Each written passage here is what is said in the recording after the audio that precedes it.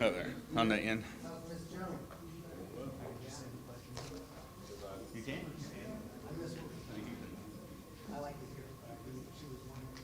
Kind of hard to say we're going to do this 5 minutes.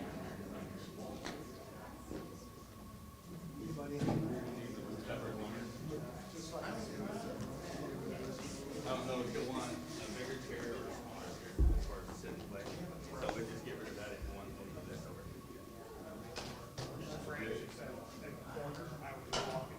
Right, gotcha. Yeah, I had Lance bring up the screwdriver, but yeah. Okay. What's his name? Showed up over here. Yeah. And he showed up, and I was like, Very good. so, yeah, I appreciate the rapid response. You gonna hang out with us? No. I was gonna call you out here, Frederick. I was gonna call you out.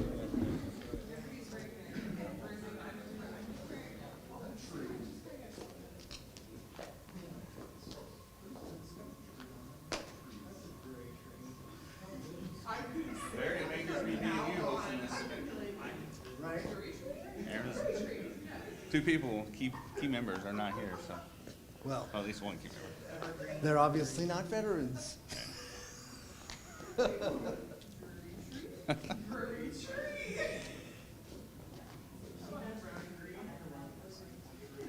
Huh? Yeah. Well, when you call someone in, Yes. You don't have to tell us.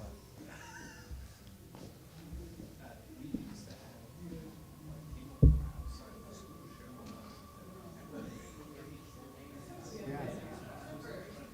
What's petered off? Is it the leadership has lost interest? I heard. we can have a tabletop discussion after Yeah, probably doing it in front of the microphones. Not I think Aaron's walking up, so we'll go ahead and, if you want to go ahead and play the president, I'm not going to say anything. We can play ruffles and flourishes when he walks in. He wouldn't even know the high sarcasm. Ladies and gentlemen, we're going to begin here in just a few minutes, but if you would, I see a lot of people with cell phones out. Make sure you go ahead and silence those if you would, so this way it doesn't interrupt the service. So thank you.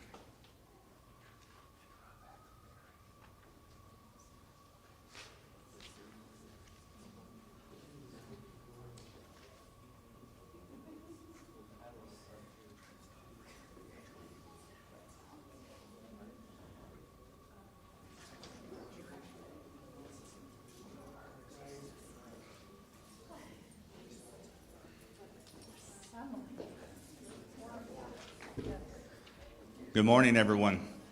We're going to give just a few more minutes. I see some stragglers coming up. I want to give everybody time to come into the room and take a seat, as well as place your phones on silence for those who just come in here and had not heard that announcement earlier. So if you would, come on in. If you're out in the hallways, come in, grab a seat, and we'll get started in just a few minutes.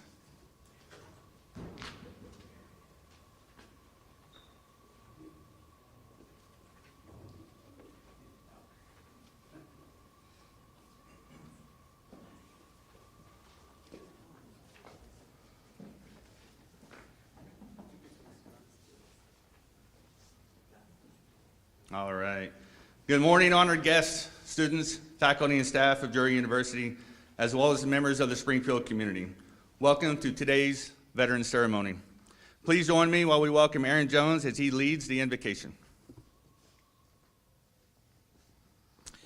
Thank you. Please bow your heads.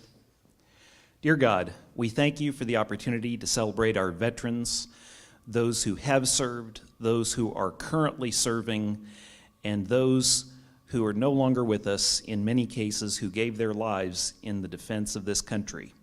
May we especially think about members of our Drury community and families of our community members who have served in the military, and may we be grateful for their services and their sacrifices as we go through today's ceremony. In your name we pray, amen.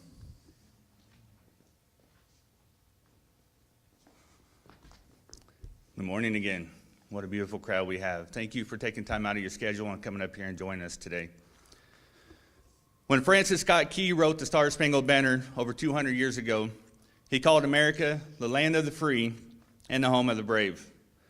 Those words are as true today as they were then. Throughout the nation's history, America's soldiers, sailors, airmen, Marines, and Coast Guardsmen have bravely answered the call to defend our freedom, to aid our friends and allies, and to turn back aggressors from our nation's shores. We can never fully repay our debt of gratitude to the more than 1.2 million American service members who have died in battle, or the 1.4 million wounded.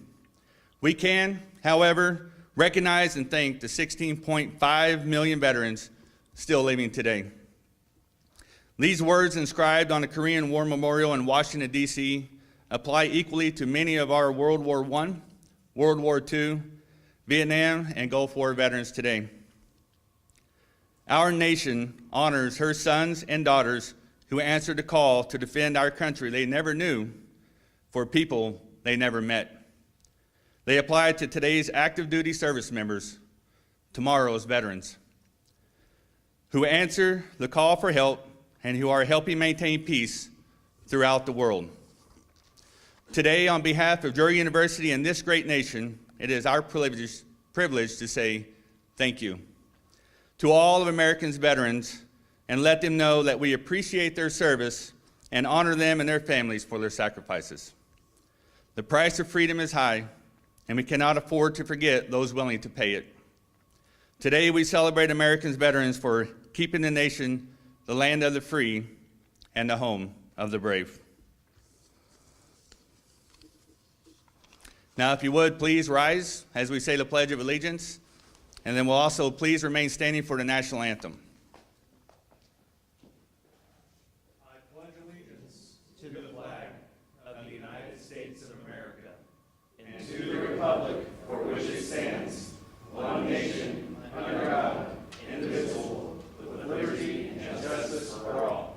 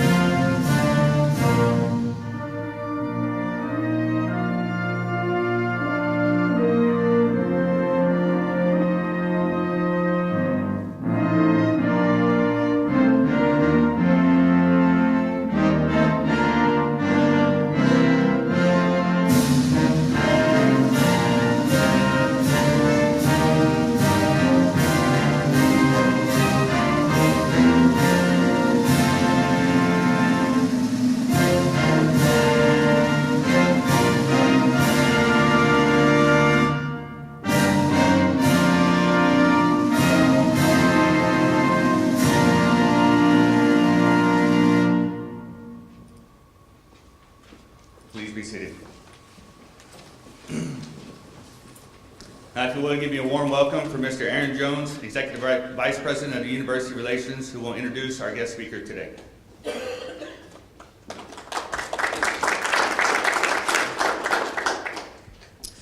Well, I hesitate to call our speaker today a guest speaker because he's a very well-known and loyal member of the Drury family that many of us work with on a regular basis. But he certainly is an honored guest for our program. We know him as Barry Armstrong, but as some of you may know from reading the press release and the campus announcement for this event, you probably were all surprised by some of the many commendations that he has had in his illustrious career in service to the country. Master Chief Petty Officer Barrington E. Armstrong, a Springfield, Missouri native, enlisted as a cryptologic technician interpretive, which is basically an intelligence analyst specializing in translation of foreign languages. In 1993, after 63 weeks of intensive language study at the Defense Language Institute, Presidio of Monterey, California, Barry was selected to continue his Korean language studies as a full-time student in Yonsei University's Department of Linguistics in Seoul, South Korea. He was then assigned to Special U.S. Liaison Advisor, Korea, for a total of 4 years. He also was appointed lead instructor in the Korean basic language at the Goodfellow Air Force Base, earned the Navy Education and Training Command's designation as a Master Training Specialist. There are a number of other honors listed here, lots of accomplishments, but just to highlight a few of the awards that he received in exchange for his service. His awards include the Joint Service Commendation Medal, the Navy Commendation Medal, 7 awards, Joint Service and Navy Achievement Medals, and various personal and unit campaign medals, ribbons, and citations. He holds distinctions as Enlisted Service Warfare Specialist, Information Warfare Specialist, and Master Training Specialist. So I'm thinking next time we have conversations about cybersecurity, we maybe need to loop you into those conversations as well. But thankfully for us and for our community, Barry transitioned from his service in the military to a career in higher education, originally working as the International and Veteran Student Advisor at Ozark Technical Community College, and for nearly 4 years as their coordinator for student development before he joined us as Director of International Student Support in March of 2020. We are thrilled to have him today, and I would ask that you join me in giving him a warm welcome.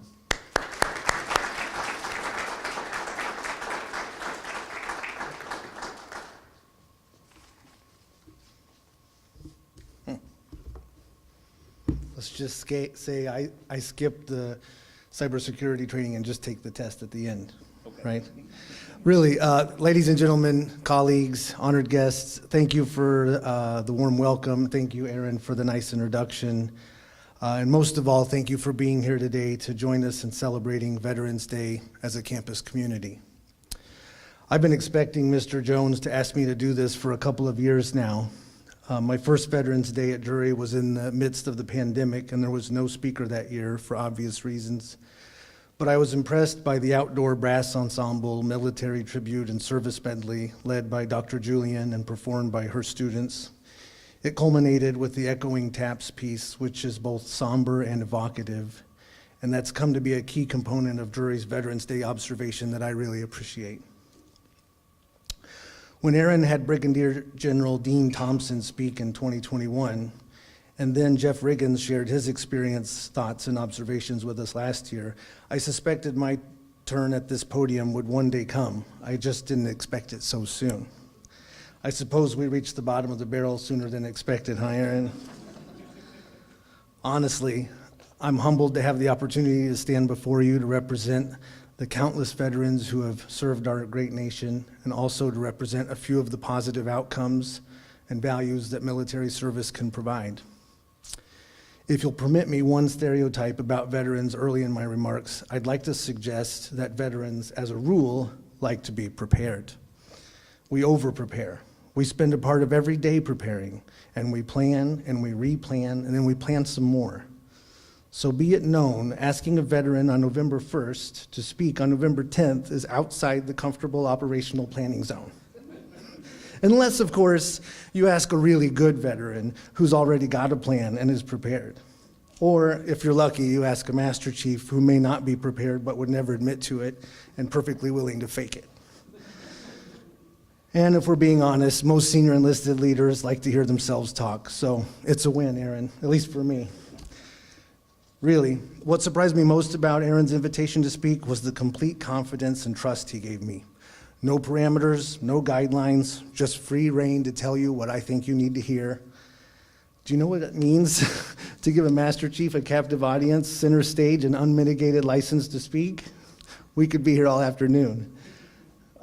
I'd love to spend the rest of the day telling you about the importance of the Navy's core values, the principles and nuances of servant-based leadership at sea and how that translates to leadership on campus, or the long and illustrious litany of our country's heroes and traditions and the stories that relay our military heritage and our naval history, and perhaps present my case for why the Navy's easily the best branch of service.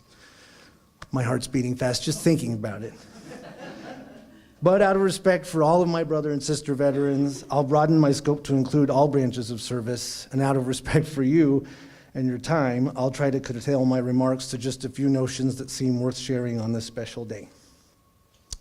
Armistice Day, as it was formerly known, was established just 105 years ago. It hasn't even been around as long as Drury. You may recall the phrase, on the 11th month, on the 11th day, at the 11th hour, when it is said the warring parties of the First World War agreed to cease fighting long enough to broker peace. Peace to end the war that was to end all wars. Doesn't that sound like something worth commemorating and celebrating? Wouldn't it be nice to see that word, armistice, back in the headlines, in light of the ongoing conflicts in Israel, Ukraine, and those around the world that get less coverage? I can't help but wish we could celebrate a new Armistice Day. Not just for the innocent civilians caught up in violence, but also for the men and women in the military who, in my experience, more often than not, and most especially in hindsight, would rather not be subjected to the moral and cognitive outcomes of making those kill or be killed types of choices. I guess it's relevant to tell you at this point that my master's degree was in human services, which aligns well with what I do for our international students. But the actual focus of my studies was military resilience, helping veterans recover from trauma. It's kind of heavy stuff, but you'll be happy to know that days like today do help, and I'll tell you how towards the end. It's also here I wanted to share with you that thanks to the thoughtful leadership of Doctors Panza, Vagelis, and Browning, there's a weekly book discussion that's open to faculty, staff, students, and the public, in which I enthusiastically take part. We are presently reading the late Dr. Paul Woodruff's Leaning Toward Virtue. In it, he discusses practical ethics, Socratic questioning, and how to live a good life, while also exploring his time as an officer in the Vietnam War and how that shaped his moral outlook. I'd love for you to spend some time today thinking about veterans and their morals. It's beyond the scope of my remarks, but absolutely worth your consideration. And this, that I can stand before you and ask you to consider an idea, is one of the main reasons I love being here. I'm enthralled by the vast array of people that comprise our institution, all of us at various stages of academic pursuit and intellectual development. If I could ask for one thing on Veterans Day, it would be for all veterans to seek their truth and find their solace in the halls of higher education. The Navy was awesome, don't get me wrong. I will always cherish my time in service, but I know beyond all doubt that I like it better here. And although we may not suffer the same hardships found in military service together, our shared commitment to learning, belief in education, what it does for personal and professional growth, and the shared risk of staking our livelihood on the success of this institution bonds us in ways that are not completely different from what the camaraderie that veterans share. So what can I tell you about Veterans Day that you don't already know? For a long time, I thought of Veterans Day as an occasion for the public to smother veterans with expressions of gratitude and exaggerations about heroism and patriotism. These always made me feel awkward. I think they make a lot of veterans feel awkward. Most of us don't see ourselves as heroes, and it feels presumptuous to accept gratitude for keeping America safe when that was a collective achievement, not an individual feat. I suppose another reason we have Veterans Day is to honor people who have indeed sacrificed in the name of defending us, the Constitution, and the overarching ideas of freedom and justice. And I don't mean just the sacrifice of life and limb, but more so the sacrifices I'm thinking of are smaller than what we would consider trauma. I want us to honor those who miss family events, birthdays, graduations, marriages, Super Bowls, reunions, and all the little things we take for granted. Living close enough to your family to ask someone to watch your kids, having a Sunday dinner with both your parents and your kids at the table, being able to not plan or prepare and just spontaneously go away for a weekend. Going to Cub Scout meetings, sports practices, kids' doctor's appointments. There are so many things that we might even think of as chores that a veteran would love to be able to do. While I'm at it, I like that we include first responders like the police and firefighters more and more in these considerations.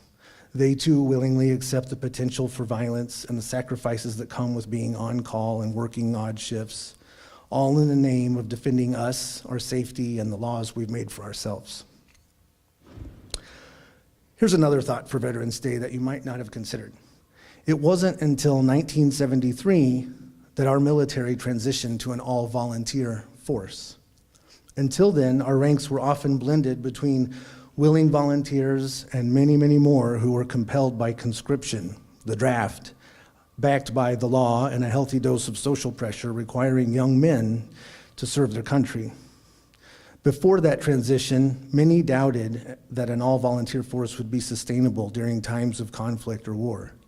But we've clearly proved that wrong over the past 4 or 5 decades. I have no research to back up my claim, but to me, it seems as though there may be a correlation between the strengthening of the public's gratitude and celebration of veteran status with our ability to sustain an all-volunteer force. As we increase public awareness of the hardships, sacrifices, and living conditions veterans withstand in service to our country, the men and women who volunteer feel respected and valued. And I think this has helped both with recruiting and retention, and it's added some degree of prestige to what was once, and perhaps in some circles remains, a profession that was not always judged favorably. As the dwindling numbers of those who Tom Brokaw called the greatest generation, those who became adults and served in World War II, fade out of existence, and the veterans of the forgotten war in Korea reach their late 80s and 90s, it's the Vietnam veterans who withstood so much ridicule as they returned that have led the effort to make sure our modern generation of veterans are treated with dignity and gratitude. Since Vietnam, through the last half of the Cold War, Desert Storm, Bosnia, Chechnya, and of course, all the campaigns and operations after 9/11, we have sustained an all-volunteer force, which has continued to improve in both conduct, efficacy, and also reputation. I guess that's more than both. Again, I don't have a source to cite, but it seems reciprocal to me that the more the public praises and cares and communicates the high esteem with which they view veterans, the more our armed servicemen and women strive to achieve, improve, and earn the honor that's given to them. During my time on active duty, I used to tell my subordinates on Veterans Day that if they felt undeserving when someone offered the typical "thanks for your service," to understand the sentiment as a generalized feeling being conveyed on a specific occasion. I've always told veterans who felt awkward being thanked for doing their job or being thanked for their sacrifice to reframe it as being thanked for participating in an institution for which the American public can take pride. There are many who scrutinize our conduct in victory and in defeat, and any thanks given on Veterans Day are as much a testament to the public's pride in our military as they are an expression of sincere gratitude for our sacrifice and service. I think most veterans understand when we receive thanks, we're accepting gratitude for the actions of all those who've gone before us. and that we owe it to future generations of veterans to act in ways that continue to garner gratitude and pride from the country whose Constitution we've sworn to uphold. This is the one thing that all veterans have in common. We've all taken that oath to support and defend the Constitution of the United States against all enemies. There's more to this oath, but that's the heart of it. That's in the same oath that they take for oath of office, officers' commissionings, public officials, and even interestingly, it's part of the oath that we require all immigrants to take when they become U.S. citizens. But for a veteran, it's an oath with the added gravity of implying one's willingness to sacrifice their life. Not just the heartbeat, eyes blinking life, but all those little moments that enrich our lives that I mentioned previously. When I told you that days like today help veterans who've experienced trauma, what helps more than our gratitude is our capacity to validate their service and their sacrifice. Some veterans doubt their value and struggle to find where they fit in society as private citizens without any assigned identity, structure, or order, and they need something more than just thanks for your service. So with that in mind, I would encourage you to take a moment, just special for Veterans Day, to express something authentic with a veteran you might encounter. It could be appreciation, admiration, pride in their success, pride in their restraint, or perhaps just tell them you're glad they're here. It makes a difference to be seen, welcomed, included, and valued. And for many veterans who have concluded their service, being recognized for what they've done is great, but being recognized for what they're doing now as a veteran in our community means even more. To my fellow veterans, I extend my heartfelt gratitude for your service, your resilience, and your continued pursuit of knowledge and personal growth. As we commemorate this day, we remember those who came before us and those who continue to stand in defense of our nation. Thank you for joining me in recognizing the significance of Veterans Day and for honoring the commitment and sacrifices of all those who have worn the uniform. It is my hope that together we can continue to foster a welcoming and inclusive environment for veterans, one that empowers them to thrive. Happy Veterans Day.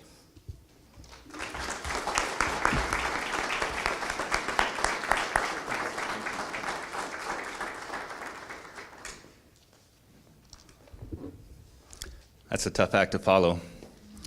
It's a good thing I don't have anything written out because I'd probably just throw it in the trash can. Very well put, Barry. Thank you. Now, as we get ready to play the Armed Forces Melody Song, I would like to ask that if you or have a family member that have served in the branch that is playing, if you would stand to recognize them or recognize yourself.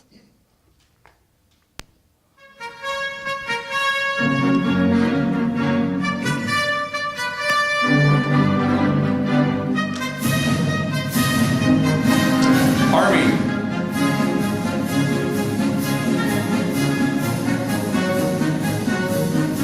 My fellow Army veterans.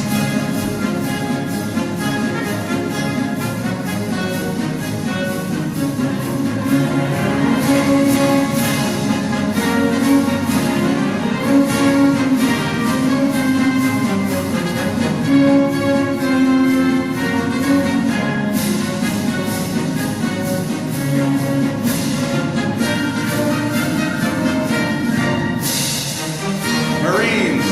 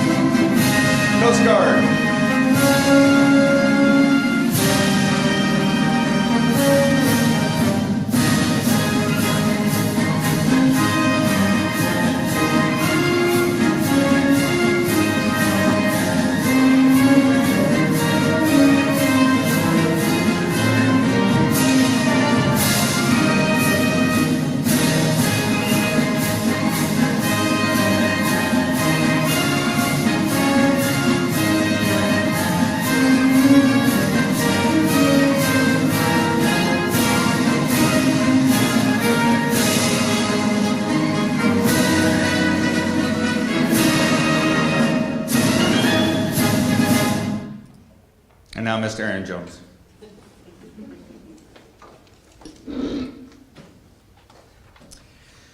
While Veterans Day is primarily a tribute to America's living veterans and should be observed more as a celebration than a somber remembrance, it is always important to include a moment of silence for respect for those who have given their lives for their country. Please join us in a moment of silence honoring these fallen heroes.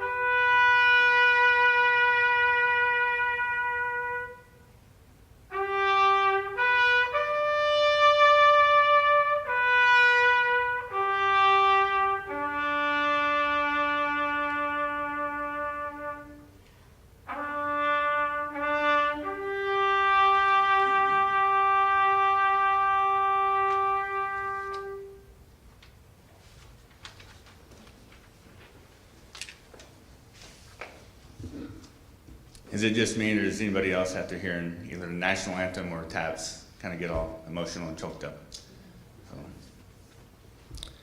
Members of the Drury and Springfield community, on behalf of Drury Student Veterans Organization, I would like to thank you for your participation in today's ceremony.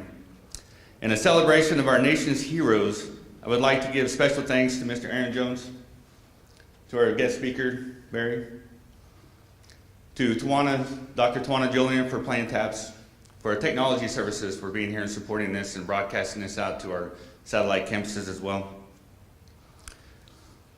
I would also like to make an announcement before we conclude this. I was talking with Fresh Ideas, and they had mentioned that if anybody on campus is a veteran, that they are offering free meals today as well. So if you would, at the conclusion of this, if you're a veteran, please go participate in that and take advantage of it. And on that note, I want to wish you a wonderful day. God bless the veterans, and God bless the United States of America. Thank you.